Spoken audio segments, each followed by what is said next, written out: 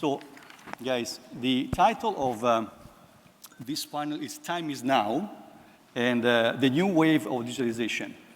I think that the challenge here is not talking about, this seat is for me, by the way, I'll stay here. It's fine. The challenge is not talking about digitalization, I think. The challenge is talking about what is mean, that is the things between the brackets in the title. So it's quite a challenge, and I hope help me to share our experience and how we can tackle this kind of topic. I would like to start with some kind of compelling facts that someone in previous panels already talks about it. First of all, the markets are faster than ever. That's a fact. There is no boundaries. The usage of the technologies is pretty advanced, especially from the fintechs. And that is something that is removing barriers. Everyone is competing with each other. And that is shaking a lot the business model, disrupting entire industries, and it's coming exciting. It's something exciting, right? The second effect is that the local digital UAE initiatives are growing very fast, also here. And digital banking space is starting to become crowded, right? There are a lot of pure digital banks that are coming to the market, and they're shaking a lot of the expectation about the experience about the customers and the consumers and so forth. Thank you. And there's another important fact that has been, in my view, touched in the previous panel, the blockchain and cryptocurrencies. It's something that maybe bankers are still not completely in the radar, in my view, about this kind of technologies, but is present, guys, from last decades. And they are starting to bring a lot of benefits and advantage, especially in supply chain, entire value chain of the supply chain.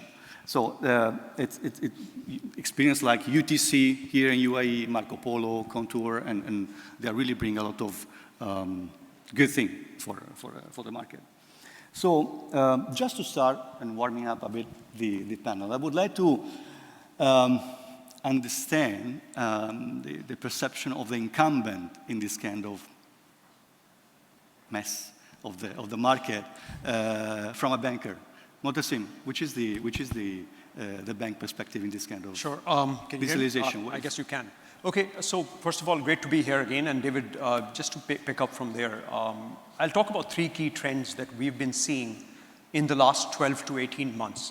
I think the first one that I'd like to focus on is the fact that the pandemic has actually, in a way, been an inflection point for digitization. Think about it. The overnight courier services stopped. A lot of our back office staff ended up working from home. And this back office staff was used to actually checking documents physically. And all of us banks were actually forced to kind of change the medium of exchange between our clients, many of you here, and ourselves to kind of move from a physical-based process to digitization in a big way. Now, some of that has continued to happen. I was talking to one of our large oil customers today in the morning. Electronic presentation of documents through email, for example, in the oil industry was happening before, but it's actually become quite extended now. I think the real risk in terms of my first theme is that we all go back to the old way of doing things. And that's a concern, right? So we need to try and grasp or seize this opportunity and to work collectively with our operations teams and everyone to ensure we can kind of continue to digitize from here on. I think the second big theme is the regulatory landscape has evolved and is becoming like an enabler. And also we're seeing the regulators a lot more involved in the digitization process. Just one example in the UAE, which is very recent, in November 2021, many of you would know that the digital signature has been given a boost, right? So you can actually accept digital signatures. And what we've done within our institution is that we've looked at the full inventory of processes that are there from a trade finance perspective.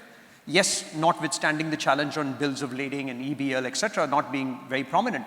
But I think there are a lot of processes that we've been able to digitize on the back of this piece. Just to give you an example, on supply chain finance, and a lot has been spoken about supply chain finance in the morning, we've looked at our entire supply chain finance process, And the supplier enrollment process has now been moved to something equivalent to a DocuSign process.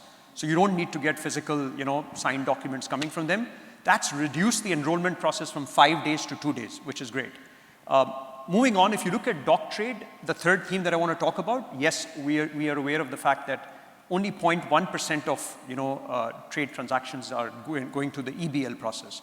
But on the other side, you have open account, and there's a huge amount of opportunity to digitize that. From a treasurer's perspective, for all of you sitting here, the one thing that would really encourage you to do is to look at your supply chain teams, right? Work with them very closely. I still come across many conversations where people say, oh, this is not a priority for me right now. It has to be a priority because optimization of working capital, and that is one space which can be digitized.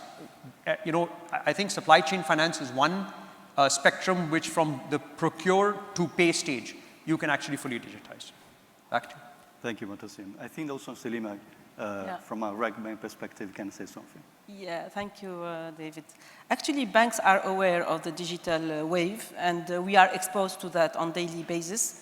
UAE banks started the race to the digital, space a few years back already. We are talking about time is now. I think time was yesterday. We already started. We already, as RAKBANK, we have reached key milestones on the digital space. So we have 97% of our finance transactions that are going through online.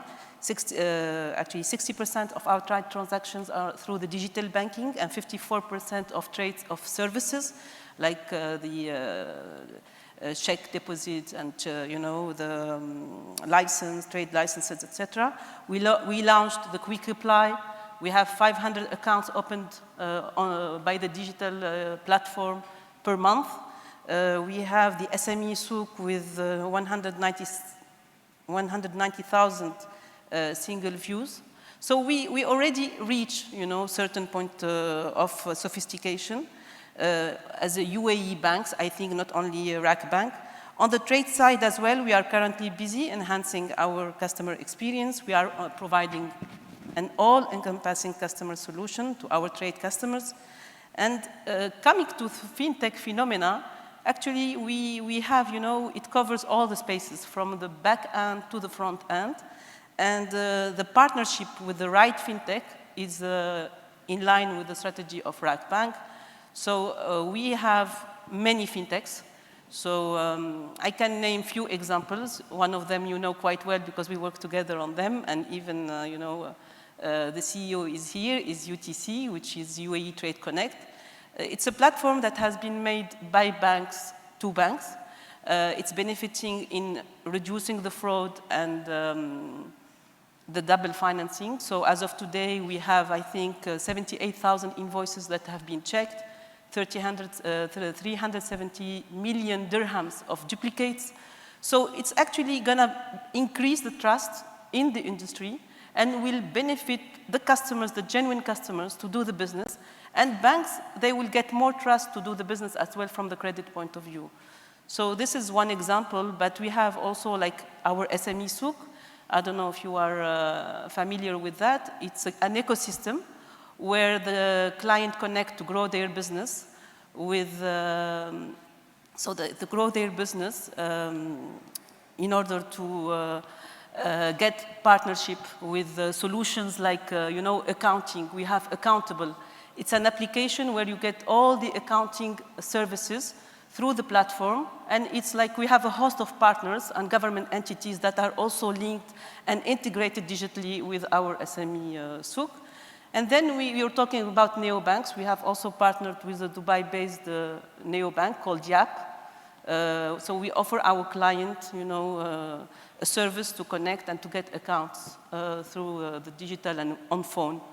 So far we are at the forefront of the technical innovation, and it's going on. I mean, it's, yes, we are already started the journey. So, See, it's a journey. I think that from a bank perspective, it's not so easy to keep up the kind of advanced technology that you mentioned. Fintechs are using, I would say, differently from the bank.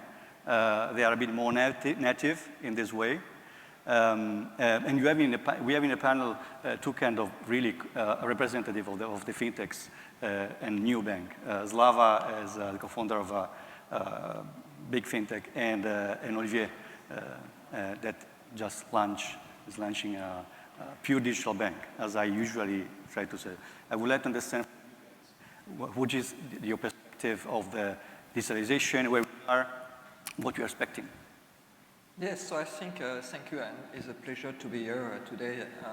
Thank you very much. So, as we see right now, acceleration is accelerating, right? So you can see things are going much faster, particularly after what happened with COVID. And I think that the technology is coming as well at the right time to be here to support us, right? It's what's happening with blockchain, Web 3.0 and so on, right, is coming. And I think the important part is to be able to build a technology and at the same time build a data platform. Because what is going really to help you to fulfill the needs of the market is to understand very well the ecosystem. And to be able to do that, you need a very strong analytics and data to be able to come up with the right product and solution for the client. So I think to add to what the previous participants have been saying is really this the technology, the data analytic platform coming really at the right time to be able to support these needs. Yeah, I can imagine also using technology, data, kind of, it's changing a bit of mindset. I'm talking about from a bank perspective, because, you know, tackling with these kind of things are not something easy. Slava, how you think about it? Thank you, David. I completely agree with what a lot of the panelists have said before. Obviously, as a fintech by nature, the digitalization was in our DNA from the very beginning. So we were just quite happy, to be honest, about the whole acceleration that the pandemic has brought, because it has really shifted the perspective. A lot of incumbents are looking at this space. And for us, it's just been a big booster and helping people transform. I also completely agree with the approach of what some of the panelists mentioned before around partnerships between banks and fintechs. I think that's a very efficient way forward for both parties, because each can bring certain things to the table, and really there will be a lot of places within the ecosystem where the collaboration can be made for the whole ecosystem to benefit. And also with regards to the regulators, this is also something which we're seeing, and we have a project with the DGM, for example, in Abu Dhabi, where we are integrating directly into accounting packages of SMEs and corporates and pulling live accounting data to improve credit monitoring and a range of other solutions like that. So we're really seeing both incumbents, regulators, and the whole market really trying to innovate. And for us as fintechs, is just our job is to help everybody get there faster and quicker, and for the whole ecosystem to benefit. That's great. Thank you, Slava. I was just thinking, we're talking about digitalization, but I'm holding a paper. That's something that is fun.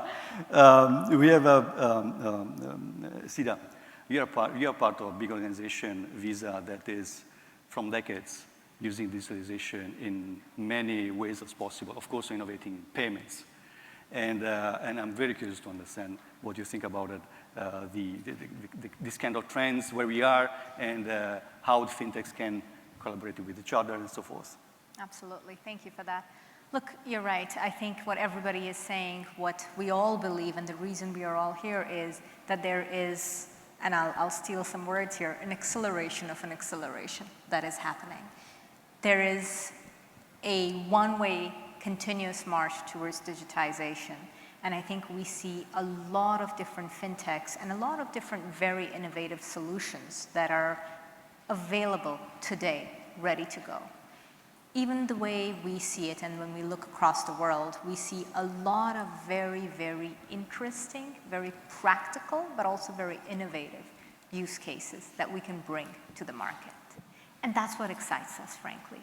It's the practical part of innovation. It's the practical part of using that data that you talked about, right? It's the practical part of no longer having a wet signature. So it's all these practical solutions that really and truly excite us. And off the back of this, there are a lot of trends that we see shaping and a lot of other fintechs that we see ourselves partnering with. So be it for the likes of things like tap to phone, right, for our merchants. We no longer need a specific device. You can do it on a phone, to rapid onboarding, where you no longer need days and weeks to do it. You can do it very quickly, very, very quickly, to issuing digital credentials. All across the world, it's possible. Even the interesting things like BNPL, crypto, no conversation is complete without those, right? Coming to this space. So these are all areas that we are very actively working in, very real, very practical use cases that we are bringing to market. I agree, and I think that this visa can really play a role in let the banks talking with fintechs, because at the end I think that the solution that banks and fintechs are providing to the same kind of customer. So it's very important that both of them, that in a way can have different kind of roles also in the market, that can provide the best kind of service to the customer. Raja, you're a part of a fintech. And you see, I think, every single day the kind of role that specifically fintech can have in the market, collaborative, not collaborative, or less collaborative, whatever you want to call it. But what do you think about it? How the fintech can initiate or be part of a business in this kind of market? Good afternoon, everyone. So I think fintechs are working across a wide spectrum of opportunities with banks. And I think when we think of financial institutions, banks, they themselves are a wide spectrum. They're not one type of bank. There are various types. So though supply chain financing is, we have been talking of supply chain finance for a very, very long time. But in most markets, if you see, maybe the top tier banks and maybe some in the mid tier are the ones who are actually in supply chain financing. Most are not there in supply chain financing. It could be for various reasons. It could be maybe they don't have their teams, they don't have tech and all of that. So that's where fintechs are coming in. So you find two clear ideas of what fintechs are bringing in. One is that you as a bank do not have the wherewithal of having a team or technology. So the fintechs come in, they provide you with the assets which you purchase from them. Okay, so that's one. The entire origination piece is going there. The second piece is where fintechs come in. I would not call fintechs, then they were tech fins. Okay, so they are technology first companies who come in and provide the right tech for the banks to then use that to digitize their systems and make it that much more better. The third piece which is coming on, and we are seeing that in a few markets now, where the fintechs are coming in, they don't have their own balance sheets, they acquire, and then they present it to the entire market for bidding. So you create assets, and then banks come in, NBFCs would come in, and they bid for buying those assets. So that's a great model by which your SMEs, they get the cheapest rate from the banks involved. So there are opportunities for banks to operate and work with fintechs across all three models, depending on the maturity and the balance sheet size of the bank. That's a good point in terms of which kind of option that could have the banks in terms of collaborate with the fintech. Selima and Motasim, what do you think about it? Yeah, I mean, the fintech, every fintech will come to reply to a specific pain point or to specific solution. And I think it's important for a bank to know the DNA, the strength and the weakness of the bank, and get, the right fintech for your requirement.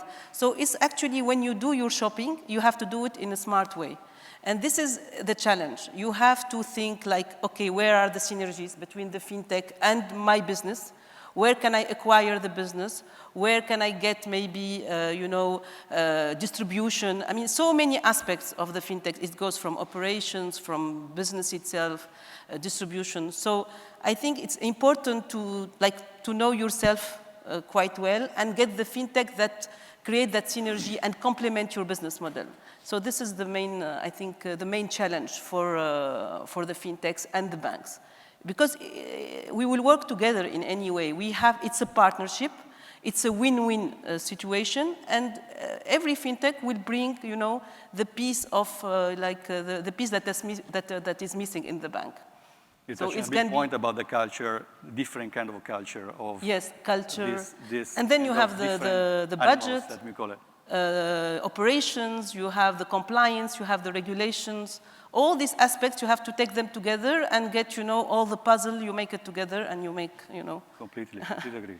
Yeah, so I'll pick up on supply chain finance again, because I think that's really something which solves for, the sustainability piece, but it also solves for a real life problem of helping uplifting the MSMEs that are there in the market.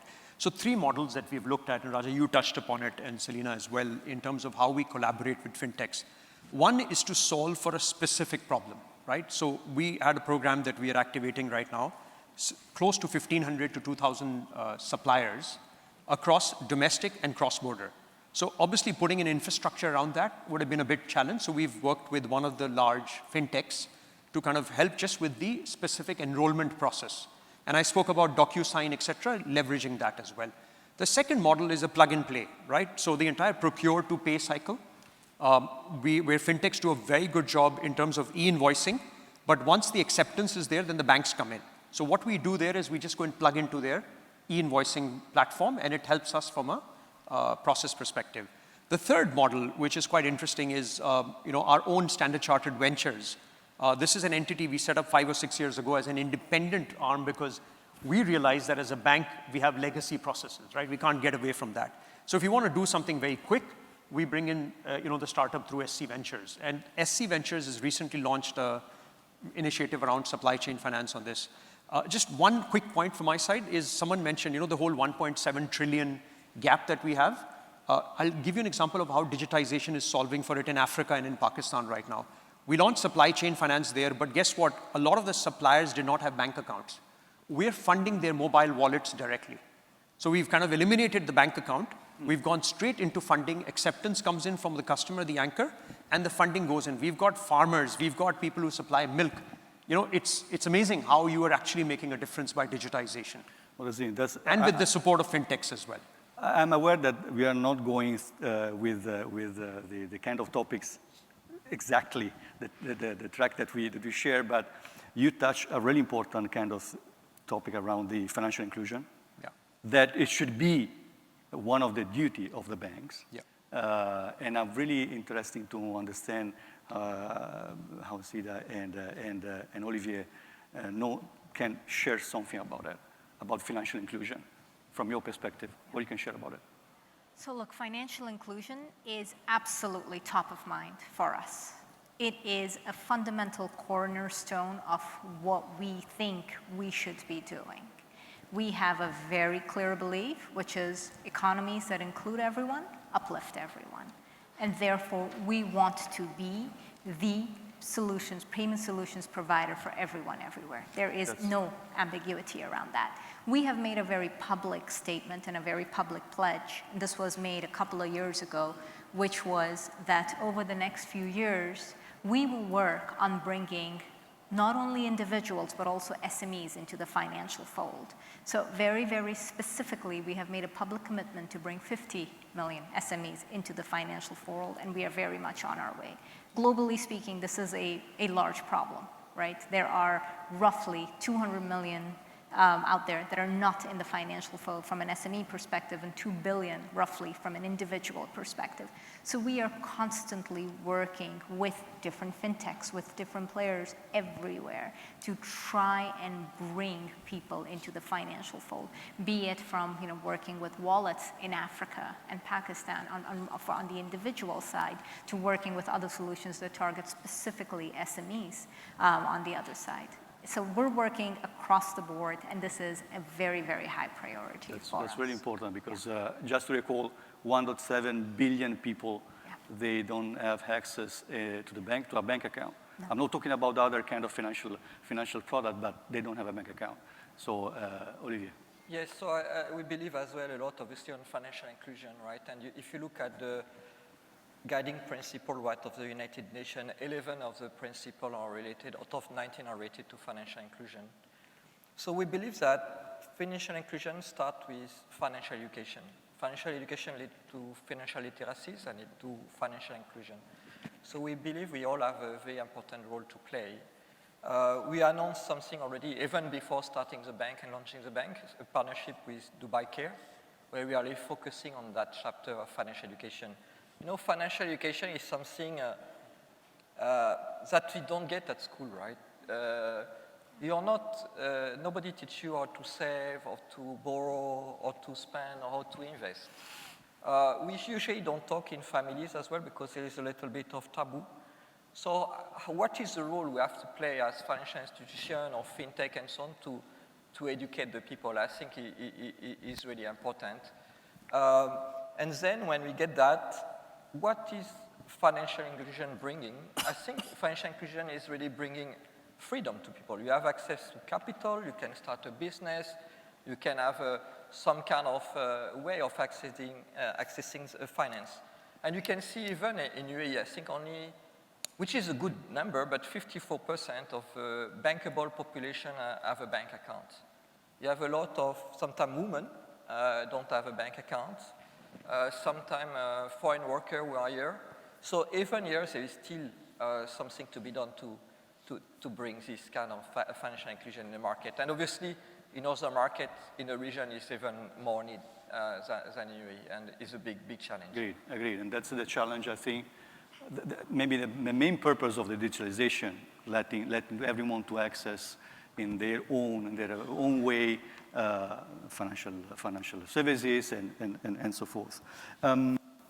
There's one kind of that other panel touched the previous panels, exogenous kind of factor that push everyone to use the digitalization like COVID times.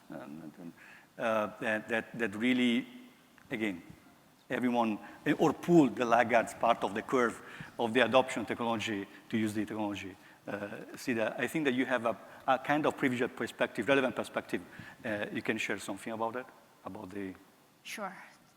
Absolutely, COVID has been an accelerant, right? An accelerant of accelerants. And we see this being reflected in people's behaviors. So if I just look at it from an individual perspective, and I think that then trickles down in the way a lot of corporate transactions are made as well. So from an individual perspective, there is no doubt there has been a conversion from cash to digital. There is no doubt there. Not only has that conversion happened, if you actually look and talk to people, and we've done these surveys, more than 95% of the people say, we're not going back. We've made the change, and we intend on continuing these behaviors. So this is very important.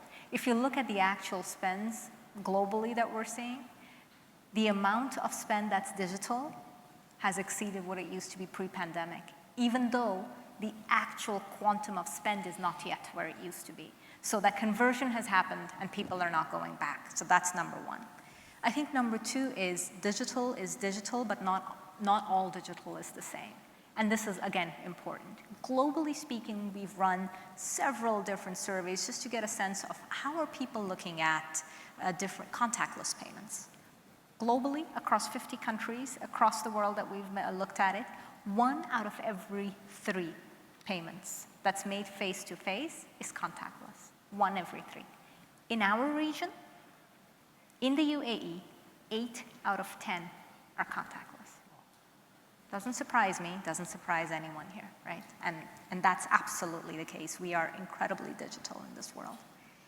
Not only is it about contactless, it's also interesting, innovative trends in digital and in payments that we're seeing here as we are seeing everywhere else. Again, 2 trends I'll talk about that are top of mind for everyone, BNPL and crypto, right? People say, yes, but not our part of the world, yes, but not, Today, 78% of the people we've spoken to in the UAE that we've surveyed are aware of BNPL, and about 80% of those would like to try it. That's a massive number. Absolutely. Massive number. Absolutely. Same for crypto. Some 90% of the people, 80+% of the people are aware of crypto. Half of them think, yeah, it's a viable alternative for payments relative to regular currencies. So the amount of acceleration that we're seeing in this space is just tremendous. And this is on the individual, on the consumer side. We see a lot of this trickle over to the B2B side as well. And frankly, I mean, we're excited about this. We're excited about this change, and we're looking forward to it. I would quote the Mandalorian, this is the way I have spoken. There's no any other way possible. Yeah. And it's fun that someone, maybe in a previous panel, asked, but how I can, when will be the stage in which I can embrace the digital? It was yesterday, guys, yesterday. So, talking about the fintech players, Raja and Slava, you're representing fintechs players, and in this kind of situation of COVID, how you see your perspective? Is it something that changed? Is it something that, what brings this kind of COVID times? So many panelists have touched on that earlier also. So the angle that I will bring in is that it's not just at the bank level, but at the government level also. So there's a lot of infrastructure, because for banks to actually do digital, one is they could have done it only with what they have, their internal processes. But because of the government support which we're seeing across, not just in particular countries, but across the region. And what you're seeing is, because of this third-party data providers, the proliferation of that, it's opening up new channels for banks to actually go out and digitize more. So what's happening, therefore, is if a particular bank goes in and does something, it changes the playing field completely. So the clients on the other side, who don't bank only with one bank. So the moment in a particular market, a particular bank comes in and does something, the client says, okay, there's a XYZ bank which has changed the level playing field. So the hygiene factor itself rises. And that's forcing, so not just COVID, but the fact that there are some banks which are taking the lead, and you always require those the wolf pack leaders are there. So because of that, the other banks are being forced to change. So there's a particular conversation I was having just yesterday with a group. So there are a lot of fintechs. What are fintechs trying to do? Become big, large, then want to get into banking. Okay? So fintechs would, at the end of the day, because you're a monoline player, you make real money when you can cross-sell across the same customer across multiple products. So fintechs, after a point in time, that point can come earlier rather than later, they would want to move into the banking side themselves. What are banks doing? Banks are partnering with them. So we are seeing a very distinct change happening here. So what will happen is there's going to be a certain set of banks which will do much better than the others, the banks which have a learning DNA. So the gap between the banks that was there pre-COVID is going to become much more wider. Okay? So banks which have a learning DNA, banks which are ready to partner with tech fins and fintechs, they will leapfrog ahead, and there are other banks who will continue consuming fintech as a service, but not really move ahead. That's the change which you're seeing. That's great, that's great. Given that we mentioned just before the blockchain, how much the blockchain is bringing benefits in the supply chain or whatever, I'm very curious to understand from Selima, with your experience in UTC and so forth, how this blockchain has been adopted, which are the results, also from Slava that is bringing some kind of services specifically in the blockchain. Please. Actually, I have already mentioned that the UTC and the blockchain already brings the technology and the encryption that we require to be able to upload the invoices and be able to check if there are matches, and check the fraudulent invoices. So I gave already a few numbers, like 367 million of duplicates, 80,000 of invoices checked. So it is actually happening. So here the blockchain allows to benefit, the banks in terms of risk, like reducing the risk and bringing more trust in the industry, receivable finance. So today we will be able to do more business on the receivable finance, on the invoice finance, because we know that the clients that they would know, and we will get more genuine business, and the clients will get more, their lines well utilized, and we will increase, in fine. So in fine, everybody will get benefit from the blockchain, and this is only possible with the blockchain technology. So it's going to be the same with the electronic bills of lading, with the e-attestation now also. We have, many spaces for the blockchain, and we feel that it's already providing the fruits to the banking industry. And we are just at the beginning, just an early stage. It's just the beginning, yes. Slava, Yes, how do you think? What do you think about it? Look, I think that just going back a little bit also to the previous question, where I think one of the key points that hasn't necessarily been mentioned is the fact that we are also seeing a lot of change from the pandemic from the customers, right? And the way that they are requesting working capital, first of all, the need for it, which I think is pretty obvious to everybody, has risen a lot. And we've been doing surveys, including with GTR around it, and how the need for working capital, supply chain finance and stuff like that has really increased. But also the way and the experience that the corporate customers are expecting is completely different now. Whereas before they were kind of used to these manual processes of signing papers, and they thought that this is just how I have to do it because that's how the banks are forcing me to do it. They no longer think that, right? Because some of the innovative banks, like the ones we have in the panel, as well as some of the other ones which are collaborating with fintech, similarly to our relationship with yourself guys, are looking at how to actually change the landscape and how to improve this customer service, which I think will be tremendously valuable going forward and will absolutely be a requirement for any financial institution to be competitive in this space. And a lot of banks are understanding that, and therefore the barriers to adoption are really falling down. And that's what we're seeing, whereas there is a particular way that people want to collaborate between banks and fintechs, addressing specific pain points, going back to the previous analogy, be that through licensing the technology that we're offering or through financing assets. It all depends on the particular use case, but really this has been a monumental shift, and blockchain and crypto is one of those shifts within the same wave. We particularly do not think that blockchain by itself is as valuable right now as most people probably do, just because from a pure technological standpoint, it's still a little bit slow and unscalable. That does not mean that it will not be over time. The concept is brilliant, and once the technology matures, it will become increasingly more valuable, especially in consortium models where multiple players share a single database and the source of truth. However, what we do think will become increasingly more valuable is tokenization and using these type of assets to actually attract alternative types of liquidity. And this will happen eventually once the regulation catches up. It's still in its infancy, but it will definitely get there. It's in essence next level of securitization, but where you can attract capital from all over the world, and that will actually improve financial inclusion and reduce cost of capital for SMEs and generally corporates across the world, and especially in emerging markets. Thank you, Slava.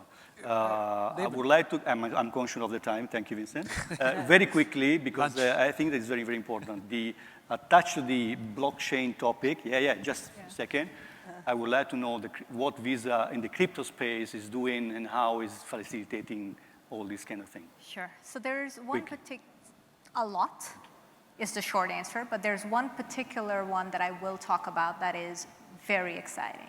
And this is truly the power of blockchain. So we are all aware and familiar with the glorious correspondent banking relationships that we have, right? Pick a country somewhere you'd like to send money. Takes 7 days, 10 working days. You don't really know how long it's going to take, how much it's going to cost.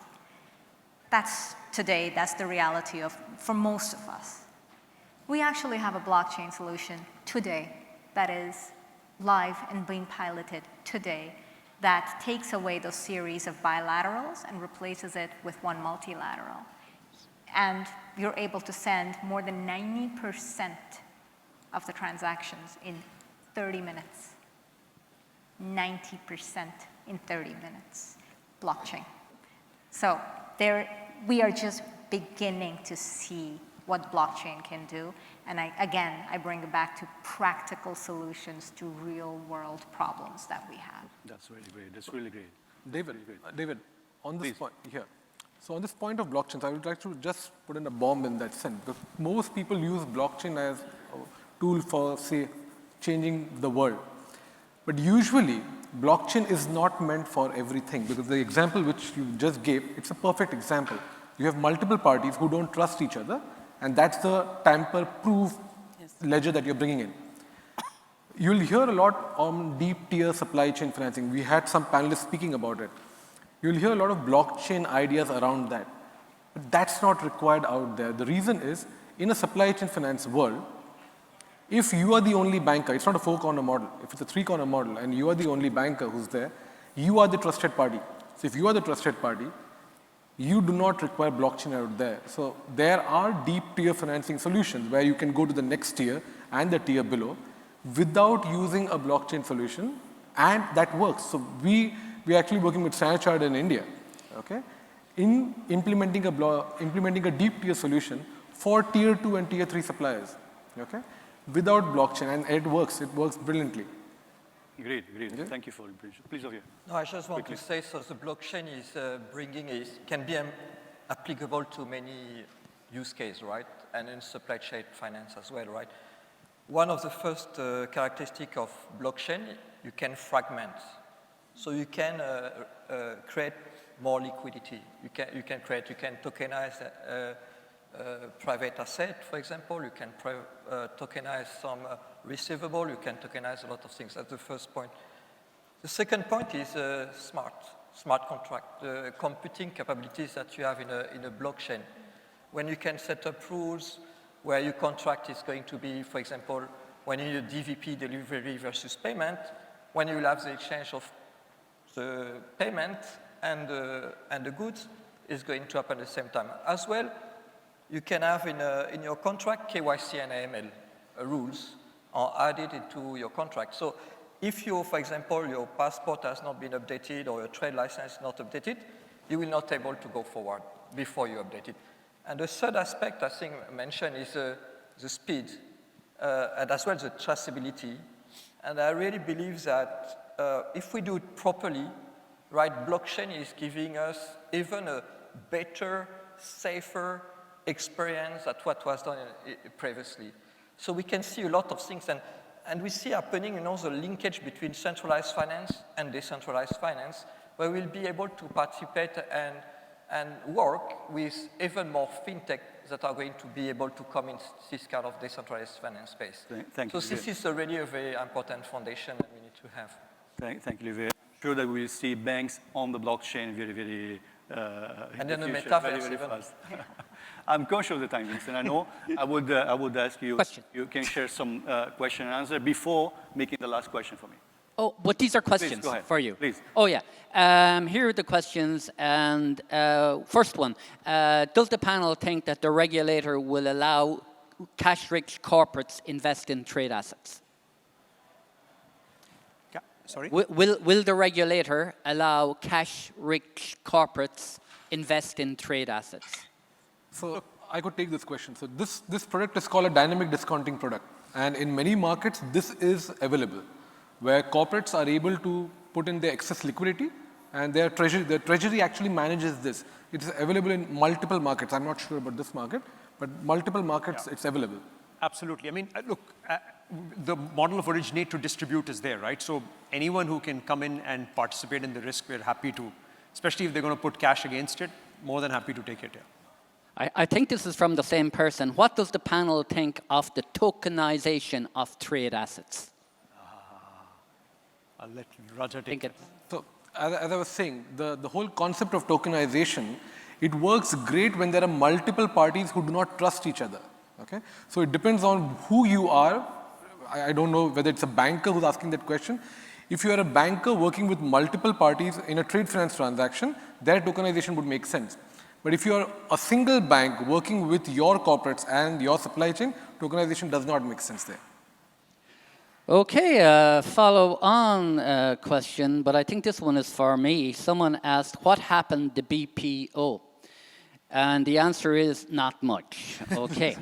So then we have a comment, or just a comment. Someone made a comment going back to emerging developing countries where digitalization is at a low level. That point was made earlier. But someone made a point that we should look at what's happening in Bangladesh, the largest issuer of letters of credit in the world. There's a land landmark project being undertaken where they are digitalizing the issuance of letters of credit. So there you go. Back to you, Dave. Thank you. In Bangladesh, basically, there's a new regulation which has come out just on the 18th. So we have actually got the license to set up a digital platform at the national level for factoring. So we onboard anchors, we onboard the suppliers, and there are various banks, as I said, who can come in and buy assets out there, and then they can do secondary trade of the assets within themselves. So Bangladesh government has been, it's I think the first time that we're seeing this in the world, where not only can you bid and through an auction, but also you can trade them on the secondary market. And the next phase, which they have already said, is they'll allow corporates, HNIs, insurance companies, mutual funds to come in on the platform and buy assets. That's great. Last 2 minutes, because I'm aware that everyone is angry. I'm really interested to understand the future of digital trends, how the incumbents and banks, but also not just banks, how will be the future. We can go around in the panel. Just two quick comments from my side. I think standardization is absolutely critical, especially as we move towards EBL. And there's a lot of work being done by the UN Citral, and I think Dr. Bhaskar is talking about it tomorrow.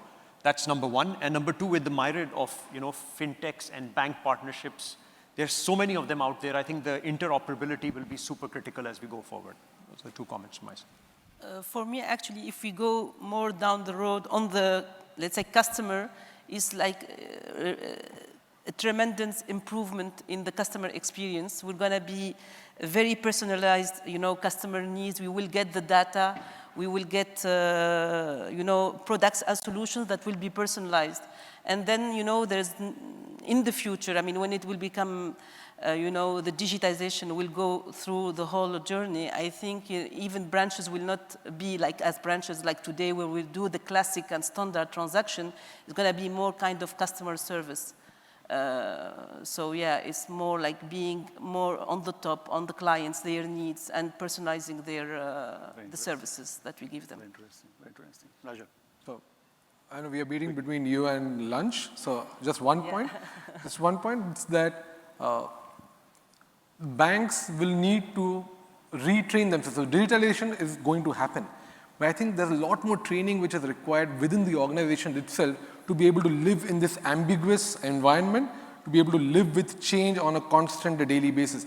And being a banker, now outside the bank as a fintech, and that's where the friction is the maximum. So I'll say two things very quickly. I think one, everything that we see on the individual side will continue to push through on the corporate side.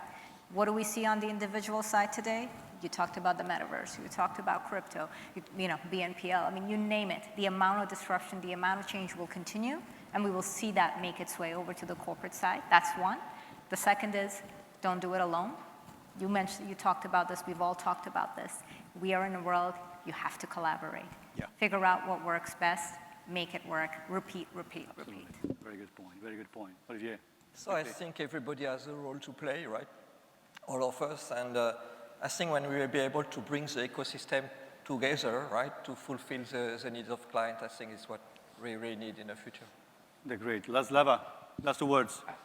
Yes, I agree completely with Oliver, and we also believe fully in what we call an ecosystem model where different players collaborate together to provide the best outcome for everybody. And I think the more we see this happening, it's sort of rebundling of banks and fintech collaboration. You will see certain function move towards one or the other party, which is just more specialized in doing this. For example, like transaction servicing for people who are good at building technology, and whereas banks would be more focused on underwriting, as an example. These type of shifts will happen between different parties where people specialize, and the whole ecosystem benefits as a result. Thank you, Slava. Thank you. With that, we conclude the panel. Thank you very much. I hope that has been very interesting to hearing from players, leaders in their space in digitalization that are driving digitalization. Thank you again.